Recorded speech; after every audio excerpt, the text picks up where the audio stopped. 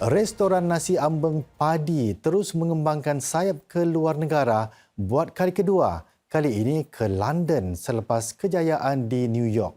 Namun di sebalik langkah itu, pendekatan lebih berhati-hati diambil dalam menghadapi cabaran kos dan ketidaktentuan ekonomi global. Tatkala memasuki sebuah kedai makanan bernama Food Court di Kensington High Street di London, para pengunjung akan menemui sebuah jenama makanan tempatan Singapura yang tidak asing, padi. Pemilihan lokasi di kawasan tumpuan pelancong itu adalah langkah strategik untuk mendekati pasaran antarabangsa serta masyarakat Asia yang ketara di kota tersebut. Kenapa kita pilih London? Kita pilih London sebab London adalah hub antarabangsa yang selalu yang ada banyak pelancong datang. London juga ada komuniti Asia yang besar dan pengaruhnya pun juga besar komuniti Malaysia, Singapura dan Indonesia yang kita rasa akan menikmati makanan kita, membuat menaiki perniagaan kita. Ya.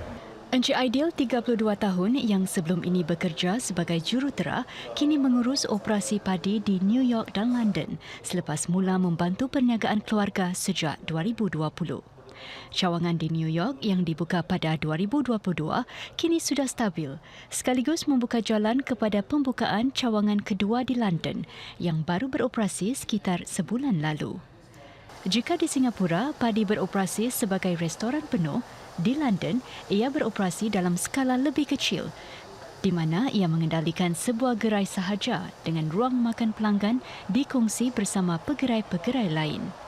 Ini sebagai langkah mengurangkan risiko serta mengawal kos dalam pasaran baharu. Operating cost itu termasuk labor, raw materials dan rentals lah. And apa yang kita boleh control kat sana, kita boleh control the cost. Then from there we will assess the sales, daily sales, margin sales and memperbaikilah tiap-tiap minggu, tiap-tiap bulan. Di London, operasi dikendalikan oleh 4 hingga 5 kaki tangan dengan waktu operasi dari 11 pagi hingga 10 malam. Antara hidangan utama ialah nasi ambeng dan teh tarik. Bagi mengekalkan rasa yang konsisten, serbuk teh tarik masih dibawa dari Singapura ke London. Kita ada juga barang yang kita bawa dari sini, tapi tak semuanya lah. Kita tak boleh harapkan barang dari Singapura.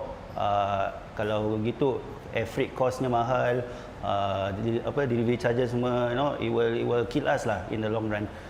Dalam fasa awal ini, tumpuan padi bukan pada keuntungan segera, tetapi membina kehadiran jenama dalam pasaran antarabangsa. Bahkan mereka merancang untuk berkembang kepada sebuah restoran selain membawa jenama padi ke bandar-bandar lain di Amerika dan Jepun.